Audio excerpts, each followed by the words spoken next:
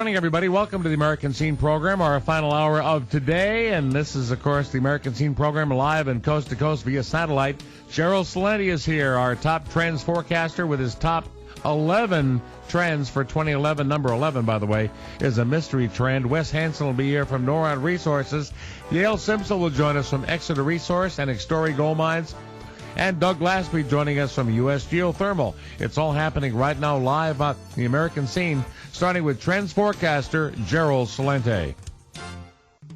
Steve Crowley's American Scene. I've known Gerald Celente for more than 25 years, folks. A great newsletter. You can follow along and subscribe as well. Go to trendsresearch.com. Top 11 trends for 2011. That makes sense. His mystery trend will be revealed in the formal issue coming out in the middle of January. Gerald, welcome back and Happy New Year. Hey, Happy New Year to you, Steve, and everyone listening. I read all of your trends this week, and I once again got depressed. Oh! It doesn't sound like things are getting much better. Oh, no, everything's going to be perfect. The government is, they're breaking that gridlock. We're putting together now the inept and the incompetent, and they're going to come up with brilliant solutions. Look, let's get real here, Steve. Okay. Up here in New York, they can't even clear the snow away. We have the airlines backed up. People won't be able to leave until a new year. The whole systems of this, we're turning into a third world nation. We went from first world in every category. We were number one in quality of life, in education, in health care. You go down the list, and now we don't even win, place, or show. You also say the equity markets. We learned this year that the stock market was no longer a legitimate indicator of our recovery or the real state of the economy. It's not. Let's look at the facts. Why is the stock market going up?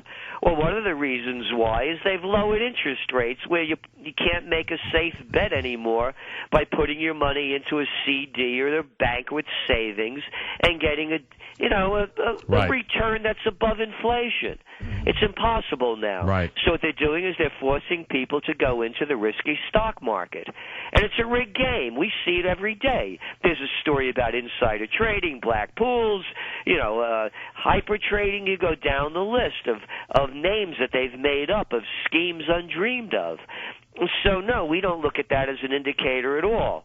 And then when you look at the other facts, Steve, who knew that the Federal Reserve was pumping an estimated $20 trillion into banks around the world, into hedge funds, into brokerage firms, into companies like General Electric, Harley-Davidson, McDonald's, and Verizon. No, this is the whole game is rigged. It's a scheme. Who would have ever thought that we, the people, would be sending our money to the Bank of Japan, to the banks of Korea, to the Bank of England, Royal Bank of Scotland, Toronto, go down the list, Netherlands. We're pumping money in unprecedented trillions to keep a Ponzi scheme going. All right, but why did the Fed pump money into companies that didn't need the money? That's the big question, right? I mean, McDonald's didn't need the money. They're profitable. Why are they doing it? Because the whole game is rigged. As I said, Washington has hijacked, Wall Street has hijacked Washington. It's all, and it's no matter, it's who you know, and that's how much you get. And what they're doing is they're loaning out this money at near zero interest rates. The banks are reparlaying the money. They're hiding their bad debts. Look what's going on in Europe. They've broken the Maastricht Agreement and the Lisbon Treaties that set up the European Monetary Union.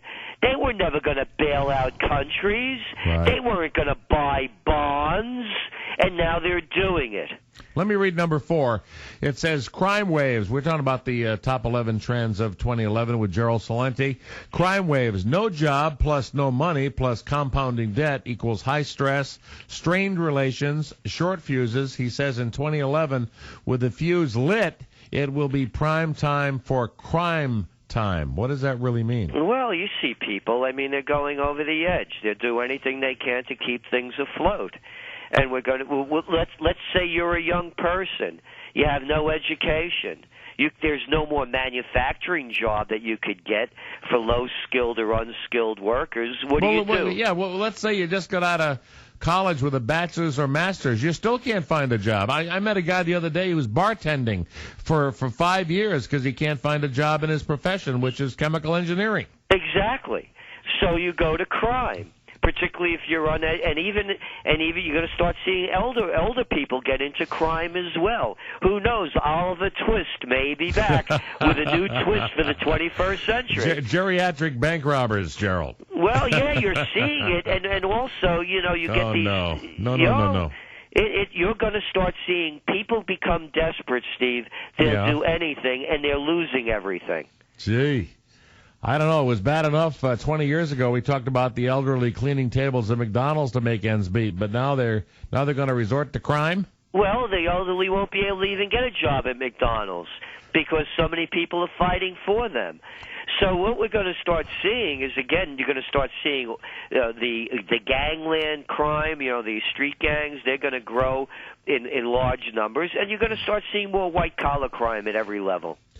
One of my sons tells me that his friends tell him that it's easier than ever for young folks to go and, instead of working, get food stamps. It's becoming the culture, isn't it? But there's another trend going on with young people. We can't only look at what's going on in the United States. We have to look around the world. Yeah. What's going on in Italy? What's going on in Spain? Right. Young people are protesting in record numbers. They're closing down cities. Look what happened in the UK a few weeks ago. Off with their heads, they screamed at the royal couple as they attacked their Rolls Royce. Right. Why? Well, because of austerity measures. Austerity measures equals lowering the minimum wage, losing benefits, not being able to get jobs. Oh, and by the way, we're going to raise taxes. Oh, and that tuition, it just went up 200%. Really? That's what they've done over in England, and that's why they're rebelling. So, and then figure it out, Steve. You got these young kids. You have 50% unemployment rate of 18 to 26-year-olds in Spain. Right. Testosterone raging through their bodies. Yeah. They're out of their minds to begin with at that age, and they have no limits. That's where you're going to start seeing the revolution take place. And what's going on? And you don't mention this, but Afghanistan. I mean, there's more young people dying in Afghanistan now than died in Iraq on a month-by-month basis. It's an atrocity. This is more men, more money, more time. This thing's been going on for 10 years, and it's draining the treasury. This is perfect empire decline. I'm sick and tired of hearing, we have to support our military. No, we don't. Not I don't. If you want to, anybody, that's your decision. To me, it's a losing venture. This is a military that defeated the Germans in the Battle of the Bulge, planted the American flag through the heart of the Japanese at Iwo Jima, and you can't win in Afghanistan and Iraq? Come on, it's a racket, and now they're expanding into Pakistan. They're sending Predator drones in. They killed 55 people in the last 3 days. You think you're going to have terrorism? Call it revenge. These wars, I'm 100% behind Ron Paul on this one. Close the bases, close the troops, bring them back home, secure our borders, and bring the money back to the United States. We're spending over $1 trillion in defense and defense-related expenditures each year as the economy is declining. All right. Are we going to have any real reform in Washington vis-a-vis the budgets and the debt? And is there going to be any workout between the Republicans and the Democrats and Mr. Obama? Is there any difference between the Gambinos and the Bananos as the Republicans and the Democrats? No, there's a little bit of a difference there. They're thieves at different levels. They call it campaign contributions. Yeah. How about bribes and payoffs? Well, when I was giving a speech once in Washington at the National Press Club, the head of this big, powerful group who had been the head of a bigger, powerful group, I asked him what he did as a lobbyist, and he said, I give bags of money to congressmen all day. There you go. That's what I said. You know, it's I don't not want to believe going that, to though. change No, as that- long. I don't want to condemn every congressman or senator, but you know, I don't. No one wants to believe that, Gerald. Well, hey, look, you know, adults have to grow up, and that's our top trend, by the way, of 2011. Wake-up call. And what we say is that, you know, that, excuse me, Yeah. that only the inept little children, ideologues, are not going to be able to see what's going on. People have to wake up and call a spade a spade.